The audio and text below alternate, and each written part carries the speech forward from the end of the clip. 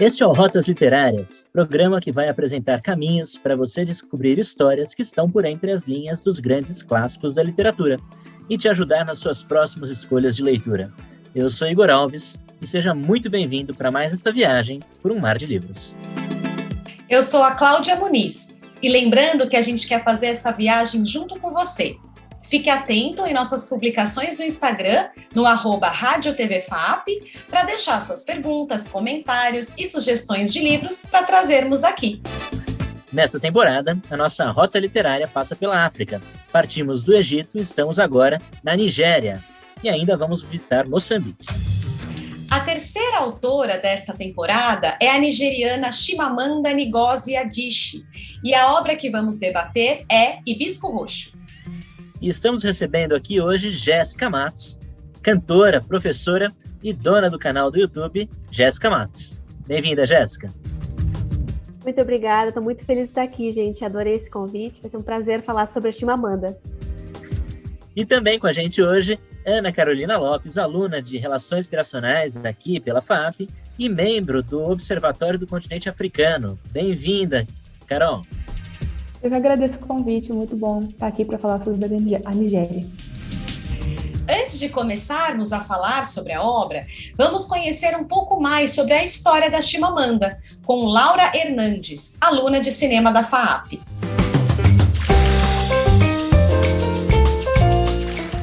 Chimamanda Ngozi Adichie, escritora e feminista, nasceu em Enugu, na Nigéria, em 1977. Ela vem de uma família Igbo, que é um dos maiores grupos étnicos da África, e ela foi criada, em meio a outros 6 irmãos, pelo pai, um professor universitário de estatística, e pela mãe, a primeira mulher a trabalhar como administradora na Universidade da Nigéria. Aos 19 anos, ela deixou o país para cursar a Faculdade de Comunicação e Ciências Políticas, indo para os Estados Unidos, onde recebeu muito destaque acadêmico. O seu primeiro romance foi Hibisco Roxo, publicado em 2003, deslanchando sua carreira como escritora de reconhecimento internacional. E atualmente ela divide seu tempo entre a Nigéria, onde ela ensina oficinas de escrita, e os Estados Unidos, onde ela mora com seu marido e sua filha. Hibisco Roxo traça a história de Kambili, uma jovem nigeriana de 15 anos que está se descobrindo em meio a um mundo que ainda não compreende de fato. A partir do ponto de vista da menina, a obra expõe as dificuldades de suas relações familiares, os efeitos da colonização na África, os conflitos entre as diferentes ideologias presentes na Nigéria e a situação político-econômica do país. Bom, para começar nossa conversa sobre Hibisco Roxo, eu começo lançando uma pergunta, acho que pode ser para a Carol, especialista no tema, para que ela possa nos ajudar a reconstruir o contexto econômico, político, pós-colonial da Nigéria, porque a história foi escrita nesse momento. Então, Carol, se você puder traçar esse panorama para a gente, vai ajudar muito. Claro, é um prazer. Bom, a colonização britânica ela teve um início no século XVII e os britânicos focaram os seus esforços, seus recursos no sul da Nigéria, o que acabou posteriormente tendo uma divisão entre o sul e o norte da Nigéria, o sul teve muito mais uma concentração de um desenvolvimento cristão, católico, desenvolvimento social também, econômico, em que eles tinham como foco o Porto de Lagos, que se tornou depois a capital econômica, a principal fonte econômica do país. Enquanto no norte, onde os colonizadores não tentaram explorar tanto essa conquista de território e política, eles deixaram muito nas mãos dos líderes tradicionais, dos povos tradicionais. E eles, com uma influência muito forte da religião muçulmana, eles não aceitaram essa catequização. Então, acabou que o seu desenvolvimento social ficou muito pobre, tinha um alto nível de analfabetismo, o que acabou que o sul ficou muito mais forte. E aí é onde se encontra a capital que a Chimamanda descreve no livro, que é Enugu, que é uma das capitais econômicas. E durante o colonialismo acaba gerando essa intriga entre os povos catequizados, que foram principalmente o povo Igbo, que teve essa entrada forte do catolicismo, e os demais como o personagem do Papa, do avô da Cambili, que o pai tanto categoriza como um pagão, e acabou gerando essa intriga, que acaba tendo até hoje. A Nigéria é marcada por movimentos separatistas. Existem movimentos separatistas até mesmo do povo Yorubá, porque não enxergam essa representatividade do governo e de tantos outros, como no norte, com o Boko Haram, que é totalmente contra essa catequização do território. Então a gente pode ver que no livro ela não dá um ano certo de quando se passa, mas ela também é inspirada durante a guerra civil que teve entre o Boko Haram e os povos do sul, em que teve o golpe de Estado, que a gente vê muito presente no livro. Então seria ali logo depois da Guerra Civil de 1960, talvez por ser inspirado tenha se passado durante 1980, 90, que já seja uma era pós-colonial muito mais concentrada e, não tão estabilizada, né, como a gente pôde ver. Carol, excelente contextualização, muito legal tudo isso que você falou, inclusive ajuda muito a gente a entender a história do livro. E aproveitando justamente esses seus comentários iniciais, eu gostaria de perguntar aqui para a Jéssica, agora já falando a respeito do livro, essa aqui é uma pergunta clássica do começo do nosso programa. Jéssica, conta para a gente um pouco quem é Cambili. A Cambili é essa adolescente, né, que está ali com seus 15 anos, mais ou menos, e está nesse conflito de sendo adolescente por dentro, com todas essas angústias, e sendo muito reprimida, né, por toda a sua cultura ali da família mesmo, especialmente com a figura do pai, né, e ela está tentando entender basicamente como é o mundo, embora o acesso dela seja super restrito a esse mundo, né, o pai dela é um pai muito controlador, e ela tem atividades certas para fazer, então ela é uma adolescente, mas ela não pode, digamos assim, exercer essa adolescência, né, e ela está tentando fazer isso de alguma forma, e é muito instigante vendo como ela vai lidando com esse mundo que está ali, entendendo, respeitando muito o pai dela, vendo os conflitos do pai dela, tentando entender as próprias relações familiares que são muito pesadas ali, né? E eu gosto muito como ela vai apresentando isso e só consegue, né, entender um pouco mais do mundo quando ela finalmente sai de casa, vai ali passear, né, numa viagem que seria uma coisa muito inocente, né, uma viagem de férias na casa da tia. É ali que ela começa a entender que não era bem como ela imaginava aquele funcionamento das coisas, que aí poderia ter um mundo diferente, né? Mas é uma história dessa adolescente que está em conflito com a própria criação, com a cultura, e tentando se colocar naquele mundo, né? Naquele mundo que era bastante opressor para ela, né? E é importante a gente também deixar claro que a história é narrada pela Cambili, né? Ela é a personagem principal e o livro é escrito em primeira pessoa. Ela conta pra gente e também a história começa no dia do Domingo de Ramos, né? Em que o Jaja, que é o irmão da Cambili, desobedece, né, às ordens ali da cerimônia religiosa cristã católica, ele não comunga, e aí o pai fica extremamente enfurecido, chega em casa, aplica uma pena, né, porque ele não comungou durante a celebração da missa, e aí a Cambili começa a contar a história dessa fase, né, dessa época, com base nesse episódio que para ela é muito marcante. E aí, Carol, também lanço a pergunta para você: de que modo esses acontecimentos políticos, os efeitos da colonização também interferem, né, na Cambili? Como que ela percebe e faz essas leituras, né, durante esse momento da vida dela? Bom, com a colonização britânica e, como eu disse, da catequização forte do Sul, a gente também pode perceber que a catequização não foi somente do território, mas também da mente. É uma colonização da mente, em que o pai ele reproduz muito esse discurso de que, pelas pessoas não serem cristãs, por aqueles que seguem com os costumes tradicionais, são impuros, são errados, não têm um bom senso. E é isso que a colonização fez os povos africanos acreditarem que realmente eles eram inferiores. E isso que a gente vê, mesmo que o pai da Cambile, ele, perante a sociedade, seja um progressista, seja contra o golpe militar, dentro da casa dele ainda tem essa mente muito fechada. Mesmo que ele não reconhece seu próprio pai por não seguir uma religião católica, por não ir à missa, à igreja, e isso acabou sendo passado para Cambile durante a sua criação. O Jaja, desde o começo do livro, ele se mostra como um movimento contrário, né? Então, ele sempre foi muito curioso sobre a religião do avô dele, sobre o resto dos familiares que, por mais serem católicos, não eram tão fervorosos como o pai. Então, a gente tem muito essa característica, né, da colonização da mente e de se sentir inferior perante uma cultura europeia que foi imposta. E aí eu lembro que existe um debate no livro que é interessante sobre a forma de tratar da religião do avô, né? Porque para o pai da Cambile, que é um católico fervoroso, o avô é um pagão, né? Enquanto que para a irmã, né, do Eugênio, pai da Cambile, o avô é um tradicionalista, né?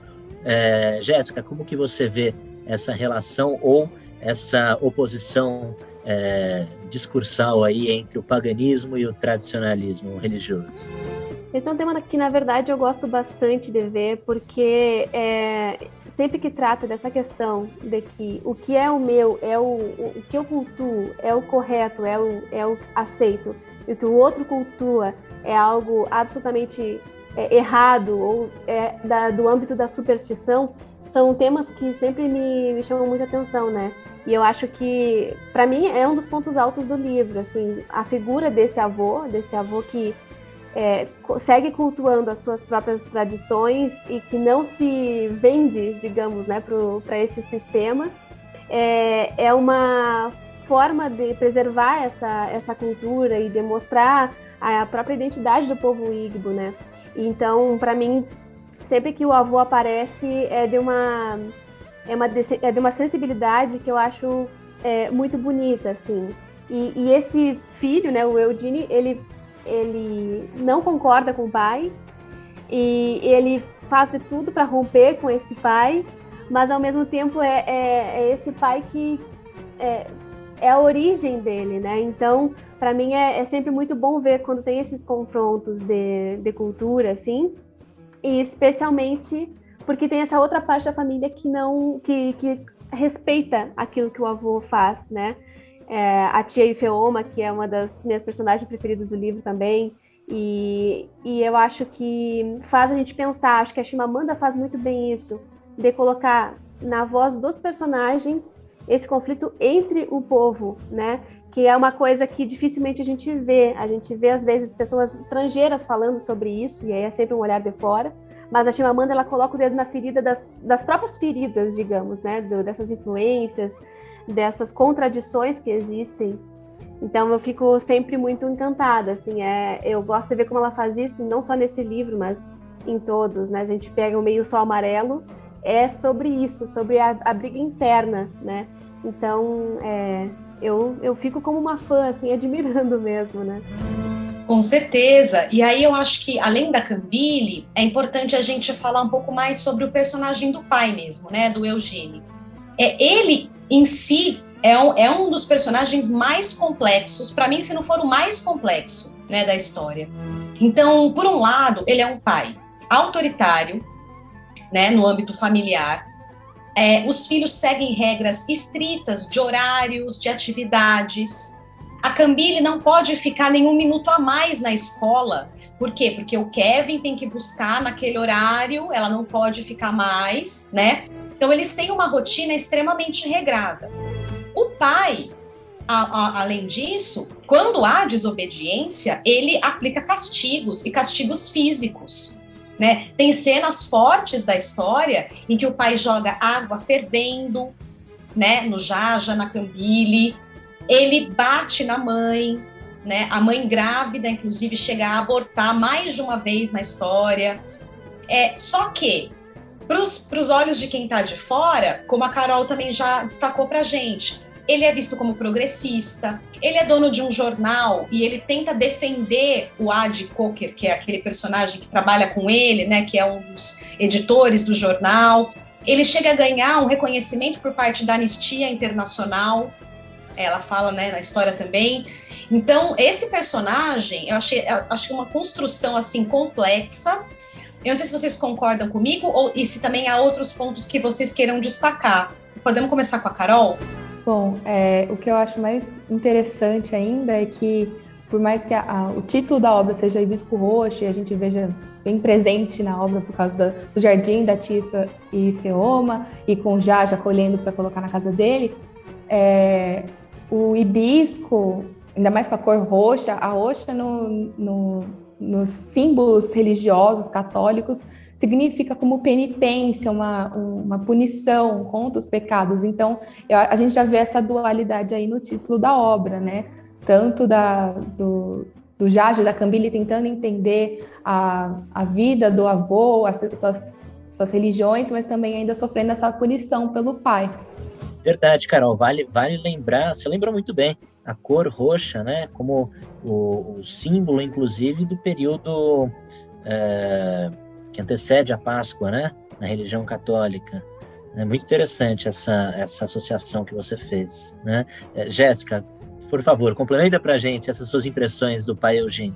Eu estava pensando ainda na figura da flor, né, porque tem uma parte do livro que fala, que para mim ficou muito marcado, assim, a liberdade, né, para Cambile, só essa liberdade diferente, que seria não seria a cor do hibisco normal. Tem alguma coisa no livro que fala sobre isso, sobre uma cor, uma espécie ali diferente, né? E aí fiquei presa pensando nessa imagem. Mas eu concordo com vocês, o Eugênio é um dos personagens, para mim, o personagem mais bem construído do livro, e não poderia ser diferente. O papel dele é muito importante em toda a narrativa, né? Então ele tem essa contradição, e ele exerce ela da melhor maneira possível. Ele tem duas vidas praticamente, né? A vida interna, a vida familiar, que é onde ele é totalmente violento, opressor e, enfim, controlador, e essa vida externa, que é uma vida pública de benfeitorias, né? Ele faz coisas boas para a comunidade, ele faz coisas boas para a sua cidade, e isso é muito louco, mas ao mesmo tempo eu acho que é muito humano, é do humano essa contradição. A gente, às vezes, se perde em personagens que são muito corretos. Hoje em dia, existem várias literaturas que fazem personagens que são quase idealizados, né, porque correspondem às demandas sociais, mas a gente não é assim, a gente é contraditório. O ser humano, ele tem as suas divergências internas, e quanto mais isso aparece no personagem, para mim, melhor é o livro, né? Porque ele mostra a humanidade que existe ali. Ele pode ser uma boa pessoa fora dali para outras pessoas, e pode ser uma má pessoa em outros momentos, e o ser humano é isso, né? Então, para mim, a Chimamanda é uma mestra nessa questão de construir personagem, porque ela sempre faz isso, e os personagens deixam a gente agoniada, porque ao mesmo tempo em que a gente sabe que ele está fazendo uma coisa muito errada, a gente entende o que ele está fazendo e por que ele está fazendo. Isso, para mim, é maravilhoso.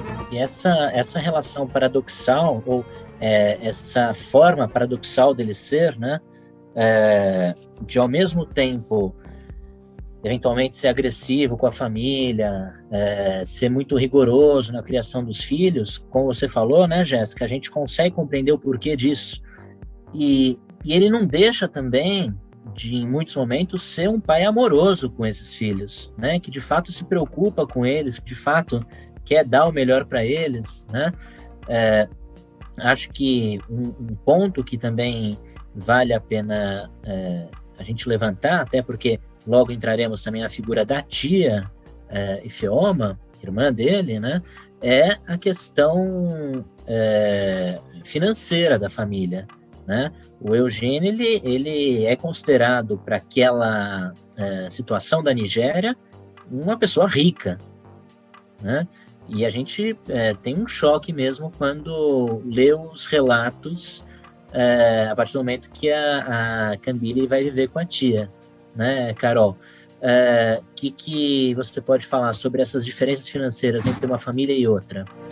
Eu acho que nessa construção do pai, do personagem do Eugene, entra muito isso que você está falando sobre essa situação econômica, né? Enquanto o Eugene, ele é dono do jornal, dono de uma fábrica de alimentos, a sua irmã vive numa situação de pobreza extrema, em que tem que cozinhar com um fogão de querosene para não usar o gás, em que eles têm que repartir a comida em várias porções para poder durar. Realmente, eu estava analisando aqui enquanto a Jéssica estava falando, e a gente consegue realmente ver o Eugene como os britânicos, realmente. Ele era realmente a fonte do capital ali daquela família e também da comunidade. Não pode esquecer quando ele vai para Aba, a terra natal deles, durante o Natal, em que ele basicamente sustenta toda aquela comunidade. Eles fazem todo o ritual do domingo, do Natal e também dos domingos, de alimentar toda a comunidade, em que todo mundo leva uma porção daquela comida para casa, justamente para não passar fome. Então, é muito complexo isso.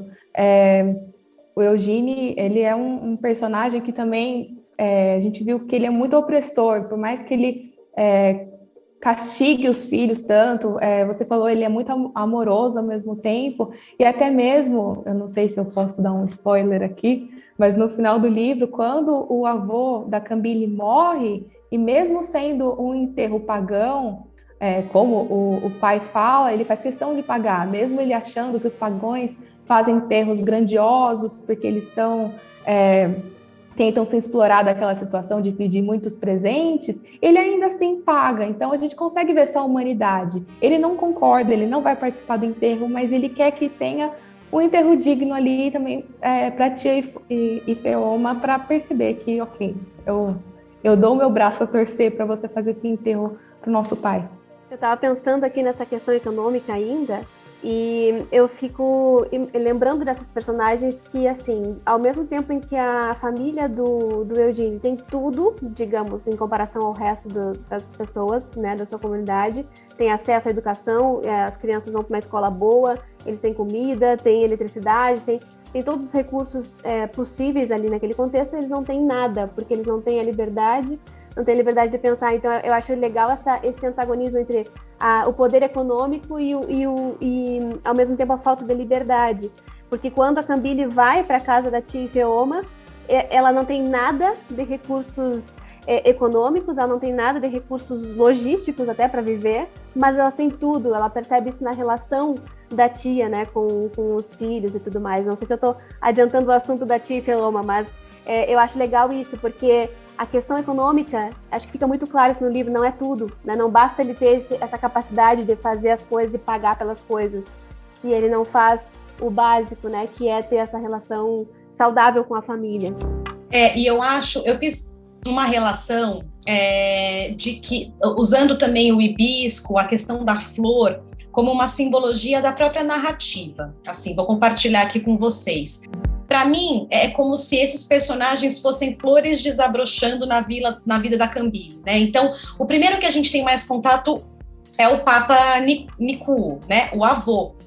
Então, quando ela vai, ainda que visitar ele por 15 minutos, porque o pai não deixa ficar mais, né? O pai não quer que eles conversem muito, ali a gente já tem um momento em que a Cambile vai descobrindo, né? Assim, vai se interessando por aquele avô. O Jaja mais, o irmão dela mais. Mas ela também vai vendo ali uma coisa que para ela é instigante. E depois a flor desabrocha ainda mais quando ela tem a oportunidade de ficar uma semana na casa da tia Feoma. E a tia Feoma é uma professora universitária que mora em outra cidade, ela passa mais dificuldades financeiras, né? A questão do forno a querosene, o gás, a gasolina, ela não tem combustível para andar de carro. Mas, assim, ao mesmo tempo a gente vai vendo como se o mundo fosse se desabrochando para Cambile, né? Eu também fiz essa analogia com a questão da flor e como a Chimamanda, de fato, constrói essa imagem também, né? Ela é muito boa nas descrições das cenas, nas sensações, nos cheiros, né? O cheiro da comida, o cheiro do jardim. Então, eu acho que ela é uma mestre também em construir essas cenas, né? Então, sobre a tia Ifeoma, Carol, o que mais você pode contar dela pra gente, assim? E também dos primos, né? Da Amaka, do Obiora e do Shima. A Amaka, que tem uma certa inveja, ela, né, ela é meio ressentida, mais no começo, depois ela vai ficando mais mansa, né, nessa relação com a Kambili. Mas se você puder, então, descrever como se deu essa relação que foi desaflorando. Bom, antes de falar mais sobre a família da parte da tia Ifeoma, eu queria também meio que correlacionar com o que você falou da Flor, que logo no primeiro capítulo, que eu achei muito marcante, não sei se para vocês também, mas que a Kambili falava que na casa dela também tinha alguns hibiscos, não eram os hibiscos roxos, né, como tinham na casa da tia, mas que tinham na entrada da casa, e como todos que passavam ali, principalmente os membros da igreja, até mesmo alguns soldados, quando passavam, alguns oficiais do governo, que arrancavam quando passavam por ali. E eu achei isso muito marcante, eu encarei isso muito como uma retirada da identidade, assim, que é, ao meu ver, de como a igreja exercia ali naquela comunidade. E que quando Jaja volta para casa e planta os hibiscos que trouxe da tia da Ifeoma, eu vejo isso como ele tentando resgatar essa cultura, da tradição da família dele. Bom, mais sobre a tia Ifeoma e os primos, né? A tia Ifeoma, como você falou, vira um símbolo na vida da Kambili, um símbolo de que ela sustenta a própria casa ali, não tem um símbolo de um marido, de um pai, tanto que o primo Obiora se torna a imagem masculina da casa como de apoio da tia, né? E a Amaka, eu já não vejo ela tanto com essa imagem de rancorosa ou invejosa. Eu acho muito que a Amaka foi muito com uma imagem distorcida da Kambili, que é muito um ponto que a Chimamanda traz muito, com isso o perigo de uma história única. Tanto a Kambili quanto a Amaka, elas não se enxergavam em sua essência completa. A Kambili era muito receosa de falar alguma coisa por causa da Amaka a julgar, ou sobre ela não saber cozinhar, não saber descascar uma mandioca. A Kambili ainda também tentava entender como a Amaka funcionava, como a mente dela, um pouco mais radical, iria responder às suas atitudes, né? Então, eu não tenho muito essa visão de inveja, mas sim de não compreensão daquela criação deles, né? A criação delas foram totalmente diferentes. Enquanto a Kambili vivia em uma casa com um pai opressor, com um pai que a castigava por fugir da linha, nem que seja 1 milímetro, a Amaka teve muito essa liberdade da tia dela, que era uma professora universitária, que conduzia ali a sua vida com seus filhos. Bom, e Jéssica, embora, né, a Kambili vá viver com a Kambili e o Jaja, o seu irmão, vão conviver com a tia e com os primos, né? A gente percebe no livro que a Kambili passa a conviver mais com a Amaka, enquanto que o Jaja passa a conviver mais com seus primos meninos, né? E essa relação do Jaja com os primos, ela não é tão explorada quanto da Kambili com a Amaka. Na sua opinião, o que existe ali entre a Amaka e Kambili? A Amaka olha para a Kambili com um certo ressentimento por conta dessa desigualdade econômica entre as duas? Ou você acha que a Amaka vê a Kambili como uma riquinha snob? Como que você vê essa relação? Eu acredito que é mais uma questão dessa estranheza entre uma menina que foi criada com tudo nas mãos, digamos, né, com a Kambili, e a Amaka não. Então tem um certo... Eu acho que é coisa de adolescente, na verdade, você falando em termos bem comuns, assim, porque adolescente tem esse negócio de competir, de observar e vai construindo a sua identidade sempre olhando para o outro, né? Então acho que nesse começo é mais uma questão de idade mesmo, em que elas estão ali se reconhecendo e percebendo essas diferenças, mas não acho que seja algum ressentimento que depois perdure, né? Acho que é só um estranhamento inicial, e elas funcionam como essas duas espécies de hibisco, né? Acho que dá pra gente, já que a gente falou tanto dessas flores, né? Acho que dá para pensar assim, porque essa prima, a Amaka, ela foi criada de uma forma diferente, ela teve mais liberdade, E até complementando, né, aquilo que eu tinha falado antes sobre a família, que na família da tia Feoma elas tinham tudo, um dos trechos que eu acho mais bonitos desse livro é o trecho em que tem a fala sobre a diferença de incentivo que a tia dava.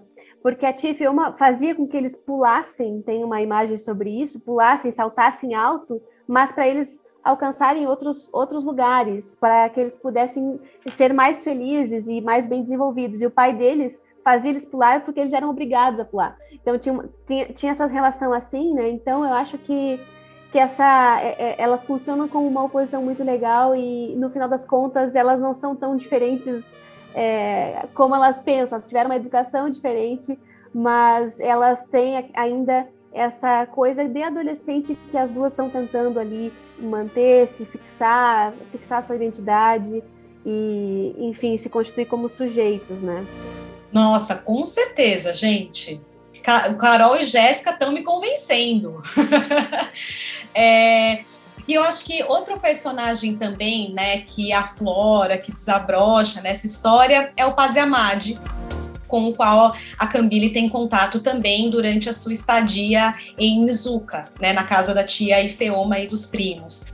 E aí é o romance, né, da Cambile, um romance velado, um romance platônico, né, porque afinal ele é um padre, ele exerce o sacerdócio, mas ela vai descobrindo, né, essa paixão. É muito bonito, assim, como ela vai também aos poucos, ela não sabe muito bem o que está acontecendo, mas a presença física dele a agrada muito, né? Então ela repara no corpo dele, ela repara no cheiro dele, né? Ela gosta de estar com ele, mesmo que num primeiro momento ela se mostre receosa, porque de fato ela, né, não sabe exatamente, como essa coisa do adolescente, talvez seja o primeiro com o qual ela tenha, para o qual ela sinta isso, né?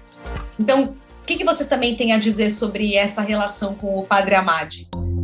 Eu particularmente adoro o Padre Amadi e é um dos meus personagens preferidos também.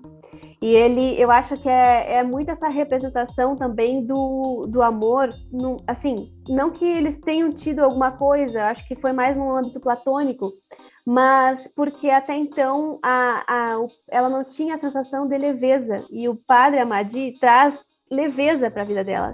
Tem também um trecho muito bonito que ela fala justamente isso. Eu não queria que ele fosse embora porque eu estava com uma sensação dentro de mim que era boa, não era diferente daquele peso que ela arrastava consigo, aquele peso de ter sempre que cumprir as expectativas do pai, uma coisa muito ruim, uma sensação que não era nada prazerosa, né? Carregar toda essa responsabilidade. E o Padre Amadi traz para ela a possibilidade de simplesmente estar ali desfrutando de uma companhia e rindo, se divertindo, coisa que ela não tinha diversão. Então é essa figura assim que não tem como a gente não simpatizar com ele já chega na narrativa assim trazendo um ar muito alegre e faz isso com ela, né? Apresenta uma possibilidade de amor, uma possibilidade de respiro e de leveza, coisa que ela até então não conhecia, né? Vocês não acham que a Cambile, em determinado momento, ela de fato se apaixona por esse padre? E eu não sei vocês, me deu uma certa estranheza a forma como, ao avançar do livro, o padre também parece criar talvez um amor proibido pela Cambile, um desejo proibido, né? Por dois motivos. Primeiro, por ele estar na condição de padre. Segundo, por ele ser mais velho do que ela é uma menina ainda, né? Vocês não tiveram essa impressão? E eu até também queria perguntar para a Carol, também do ponto de vista, né, da presença da religião católica, tem a figura do Padre Amadi e também tem a figura do Padre Benedict, que é a da comunidade onde a Cambile mora, né? O padre, o pai dela, o Eugênio, também tem relação. Eu acho que também a gente pode fazer essa comparação entre essas duas figuras, né, e a presença da religião. Bom, eu concordo com tudo que a Jéssica falou, né? A Cambile vê no Padre Amadi esse respiro, né? E sim, Igor, também eu senti muita estranheza assim no começo, porque realmente é um padre mais velho, por ser padre mesmo, mas depois eu fui compreendendo que talvez o padre ele trouxesse um entendimento para Cambile que, mesmo que ela estivesse inserida na casa da tia Ifeoma, onde eles tinham um grande respeito, tanto pelo avô, por ser tradicionalista, mas também ainda seguiam sendo católicos, misturando com as canções de Igbo, eu percebo que o Padre Amad trouxe um entendimento mais claro para Cambile sobre que era possível, sim, ela continuar numa religião católica, continuar com as suas tradições, mas ainda assim ser leve e ser mais empática com o próximo, né? E não seguir com uma tradição do pai dela, de ser muito firme, muito rígido. Então, acho que a Cambile foi se apaixonando por isso, né? Dessa leveza que ele trazia na vida dela, por meio que tirar ela da realidade tão conflituosa que ela tinha, mas também por ouvi-la e por realmente tentar entender o que ela estava processando e refletindo, né? Então ele meio que é como se ele fosse um meio termo ali da vida da Cambile. Por mais que a tia representasse também essa transição, o Padre Amad ficou muito mais presente. Na casa, a Cambile quase não se comunicava, ela tinha medo de falar algo errado e ser julgada, e com o Padre Amad não, ela se sentiu ouvida e se sentiu compreendida. Acho que essa é a parte mais importante da relação dos dois. Inclusive, tem até um trecho no livro, na história, não sei se vocês se recordam, que ela fala que o Padre Amad é o único que chama ela pelo nome, com a pronúncia que ela considera correta, que é Cambile. Né? Ela fala, o padre foi o único, né, que chama ela desse jeito. Então, isso também é um ponto, acho que concordo com vocês, né, Carol?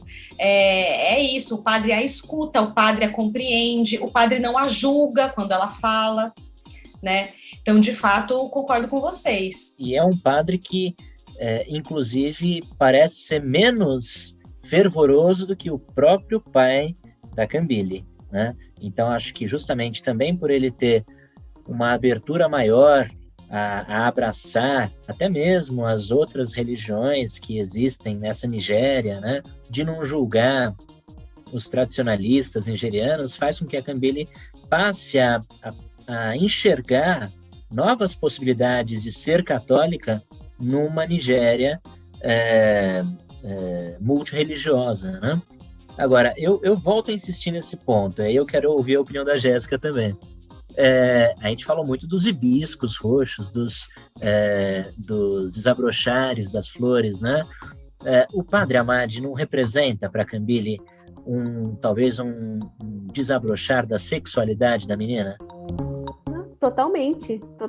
Eu concordo total contigo, porque não tem... É a primeira vez que ela se apaixona. Aí, assim, é uma questão de uma paixão que foi correspondida, pode ser, ela é sugerida pelo texto. O texto, né, não dá nenhuma resposta conclusiva, assim, mas é a primeira vez que ela sente isso, é a primeira vez que ela sente borboletas no estômago, então, para mim, é bastante clara essa ligação, assim, o Padre Amad, além de tudo, além de ter dado a possibilidade dela ser um sujeito, porque é só quando ela consegue falar e ser ouvida que ela é um sujeito, né? Ele também faz isso no âmbito sexual afetivo, porque é aquela figura masculina pela qual ela se interessa, da qual ela percebe o cheiro, né? Então, eu acho que sim. E acho que, gente, a gente também não pode deixar de falar sobre a morte do pai, né? Sobre o Djadja, sobre esse desfecho dessa história. A gente também não quer dar muitos spoilers para os nossos ouvintes e espectadores, até porque a gente estimula que eles leiam e conheçam essa história, se ainda não o fizeram. Então, assim, o que vocês também têm a comentar sobre essa cena, esse episódio da vida deles, né, dessa família? Bom, durante a minha leitura, eu confesso que para mim foi algo muito repentino, porque um pouco antes da morte do Papa, a Cambile estava ali na casa da tia Ifeoma, estava passando as tardes no estádio com o Padre Amad, passando as tardes com a Amaka, e tudo bem, tivemos alguns episódios da mãe dela voltando para a cidade ali, para contar o ocorrido, mas a Cambile estava vivendo em um momento muito de fuga da realidade, ela estava ali muito tranquila, e aí de repente receber uma notícia do pai, da morte do pai, para mim foi foi muito de repente, eu fiquei muito chocada. E ainda mais com os acontecimentos que foram decorrendo, né? Com a mãe, eu não sei, eu vou dar esse spoiler então, mas eu recomendo muito que vocês leiam, porque é uma passagem que a Chimamanda constrói muito bem e que realmente choca a gente. Porque a gente passa o livro acreditando que a mãe da Cambile seria muito ingênua ou até talvez muito medrosa de talvez bater de frente com o pai dela por causa das violências da opressão. E aí, de repente, a gente descobrir que ela o envenenou por realmente não aguentar mais, foi um choque muito grande. E eu sofri muito em ver o Jaja assumindo a culpa. Foi algo assim que eu realmente fiquei muito sensível, porque o Jaja passa o livro inteiro com um brilho. Sempre que ele era mencionado, apesar de todas as violências que ele passa, eu sempre lia o personagem dele como um brilho, como um respiro. E quando ele é preso, eu senti aquilo se apagando. Eu fiquei muito tocada por essa parte do livro. Ela faz essa construção assim impecavelmente, porque ninguém espera da atitude da personagem isso, né? Já que ela, como a Carol estava falando, ela foi todo o tempo essa mulher que parecia submissa, que parecia que não se mexia, ficava sem reação diante das coisas que ele fazia. De repente ela toma uma atitude e não é qualquer atitude, né? É a atitude que vai acabar com esse ciclo, né? Então, é realmente muito, muito forte. Esse livro todo é muito forte. Ele continua sendo meu preferido entre todos que eu li da Chimamanda, porque ele tem esses elementos surpresa que são muito drásticos, né?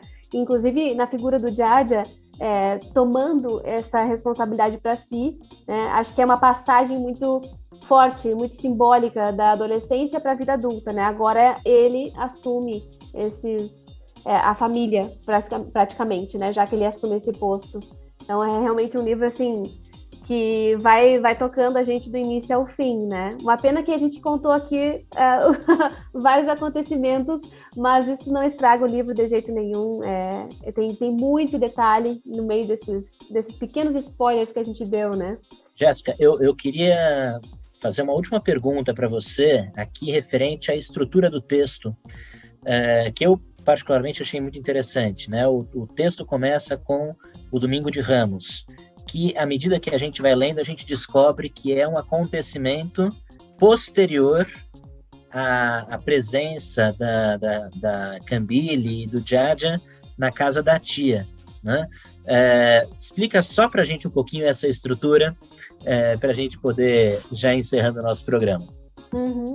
O livro está dividido em 3 grandes partes, né? E a primeira é justamente o clímax, seria o clímax da história, só que a gente só vai se dar conta disso no final. O que a Chimamanda faz é inverter um pouco a lógica da narração, porque a gente espera que a narração comece num clima muito leve, muito lento, e gradativamente vá progredindo e chegar num clímax e então ter o desfecho. Essa é a estrutura clássica da narrativa desde o Aristóteles, né? Então, a gente está acostumado com esse tipo de história bem linear. E o que a Chimamanda faz é bagunçar e colocar a gente da frente de um conflito ali, depois explicar, ela volta para o passado, na parte do meio do livro, né, na segunda parte, conta toda essa vida pregressa deles, praticamente, apresenta esses personagens, e aí, na terceira parte, a gente tem o desfecho, né? Então, ela brinca muito com a gente, e isso foge do padrão de narrativas, foge do padrão de narrativas africanas também. Ela é bem diferenciada nesse sentido, né? Ela sempre faz alguma coisa assim, de mexer na estrutura. Por isso eu gosto tanto. Com certeza, obrigada, Jéssica. E agora, Carol e Jéssica, a gente costuma pedir para as nossas convidadas e convidados alguma dica de músicas, livros, filmes, séries, produtos audiovisuais de maneira geral, que vocês tenham lembrado, que vocês tenham feito relação com a história do Hibisco Roxo. Então, podemos começar com a Carol. Qual é a sua dica? Bom, eu sou totalmente apaixonada pela Nigéria, né? Então, eu sou um pouco suspeita. A Nigéria também é um foco do cinema africano, né? Mas um livro que eu relacionei muito com esse do Hibisco Roxo foi um livro do Chinua Achebe, que é O Mundo se Despedaça. Ele também trata desse momento político da Nigéria durante e depois da independência, né? E o Chinua Achebe, ele é um dos grandes escritores africanos. Então, acho que não tem como a gente deixar de lado isso. E ele é também uma grande referência para Chimamanda, né? Que foi um dos primeiros grandes escritores a se destacar no mundo afora, assim. Eu vou até pegar o gancho aqui, vou indicar um outro livro, porque eu não tenho muito conhecimento de cinema para falar para vocês, e de música que eu me lembrasse, não aconteceu de lembrar com esse livro, mas de uma história assim, e aí eu lembro do Preço de Noiva, da Buchi Mecheta, que é também uma das grandes escritoras da Nigéria, precedeu ali a Chimamanda, ela é mais contemporânea do Chinua Achebe, e eu vou indicar o livro Preço de Noiva, que é me lembra muito a Cambile, no sentido de que também tem uma personagem adolescente que está tentando entender o mundo à sua volta. Acontece logo no começo a morte do pai, e ela precisa voltar para o interior, ela morava em Lagos, ela volta para o interior de Ibuza, e lá ela vai ter que se aclimatar naquela cultura da família dela, que ela não entende, que não faz o menor sentido, mas tem essa coisa muito forte do adolescente tentando romper com aqueles padrões, e tem personagens muito instigantes também, então recomendo muito fortemente. E você, Igor, o que você indica pra gente? Olha, Claudinha, eu geralmente busco referências, né, ou em filmes, né, mas hoje não. Hoje eu vou dar uma referência aqui de um livro que, inclusive, é da própria Chimamanda, porque eu acho que, de certa forma, dialoga também com o Hibisco Roxo. Em 2020, o pai da Chimamanda faleceu, né, durante esse período da pandemia da Covid-19. E ela escreveu um livro refletindo sobre esse assunto que se chama Notas sobre o Luto, publicado recentemente, agora em 2021. Então, fica aí a minha dica sobre essa obra, que é uma obra, não é uma ficção, né? É uma reflexão dessa que é uma das autoras africanas mais lidas da atualidade e que certamente ainda vai deixar muita coisa importante para a gente.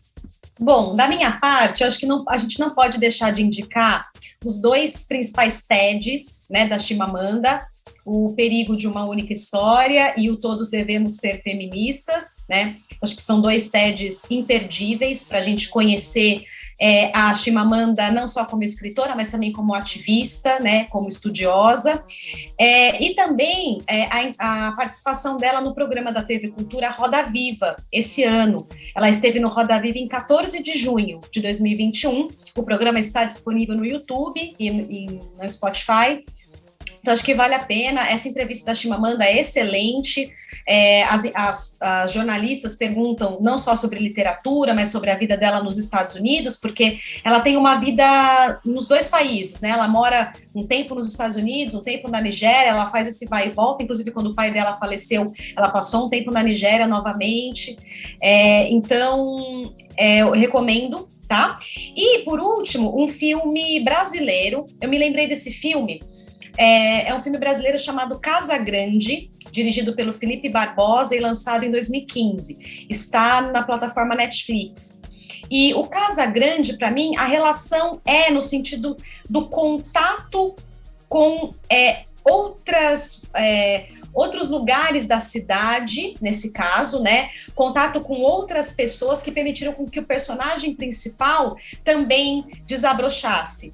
Ele era um menino que vivia muito ali na sua bolha, digamos assim, né, no seu colégio, com os amigos da mesma classe, na sua família, não tinha muita visão para fora disso. E aí ele começa a andar de ônibus, ele começa a conhecer bairros no Rio de Janeiro, e aí a vida dele vai tomando uma outra proporção. Então, eu acho que é o que aconteceu com a Cambile, quando ela foi para Niçuca, quando ela foi morar com a tia, quando ela conheceu o Papa mais de perto. Então, essa relação que eu fiz é um filme brasileiro, também convido vocês a assistirem. Muito bom, Claudinha.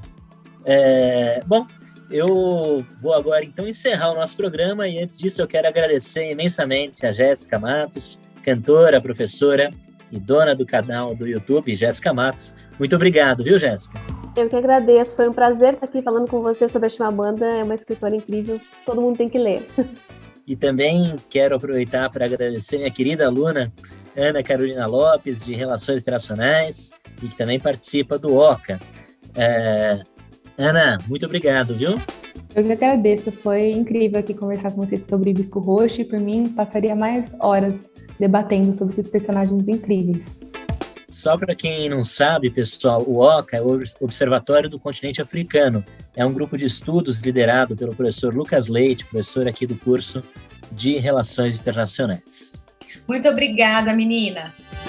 Esse foi o 3º episódio desta nova temporada do Rotas Literárias. A nossa próxima parada é em Moçambique, com o fantástico Mia Couto e sua obra Terra Sonâmbula, escolhida por vocês. Rotas Literárias tem a apresentação de Cláudia Muniz E de Igor Alves. Produção de Ana Pinheiro e Laura Rodrigues. Edição, Ana Pinheiro e Laura Rodrigues. Sonorização, Micael Roira, o Mica. Supervisão, Alziro Tonin. A gente se despede por aqui. Este é o Rotas Literárias, um livro, muitas viagens. Tchau, tchau. Tchau, até o próximo programa.